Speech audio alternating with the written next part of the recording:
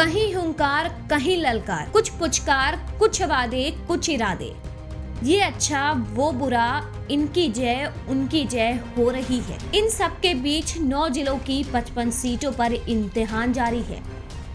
586 खिलाड़ी मैदान में हैं। इन पिचों पर सिर्फ सियासी खिलाड़ियों का ही इम्तिहान नहीं है, हमारा आपका भी है।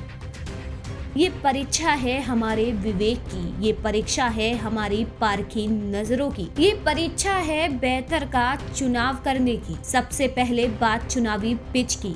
जिन 9 जिलों में मतदान जारी है वो पश्चिमी यूपी से लेकर रोहेलखंड तक फैली हैं। रोहेलखंड के जिले भी पश्चिमी उत्तर प्रदेश के उन क्षेत्रों से सटे हैं जहां पहले चरण का चुनाव संपन्न हुआ है।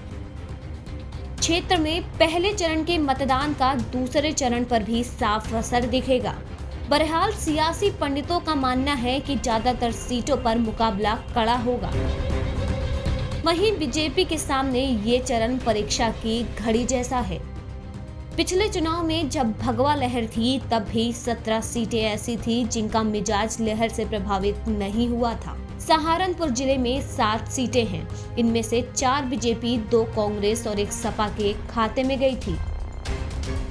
बिजनौर की 8 सीटों में से 6 पर बीजेपी ने विजय पताका फहराई थी, जबकि 2 पर साइकिल ने फर्राटा भरा था। अमरोहा की 4 सीटों में से 3 बीजेपी की तो 1 सपा के हिस्से में आई थी।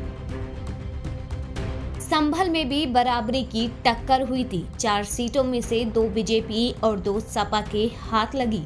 मुरादाबाद की 6 सीटों में से मात्र 2 ही बीजेपी जीत पाई थी। 4 पर सपा ने अपना झंडा बुलंद कर दिया था। रामपुर वैसे तो सपा का गढ़ माना जाता है, पर यहाँ की 5 सीटों में से 2 बीजेपी को मिली और 3 सपा को। बरेली की सभी 9 सीटों पर बीजेपी ने कब्जा किया। बदायूं की 6 सीटों में से 5 बीजेपी और 1 सपा को मिली। ऐसे ही शाहजहांपुर की 6 सीटों में से 5 बीजेपी और 1 सपा ने जीती थी।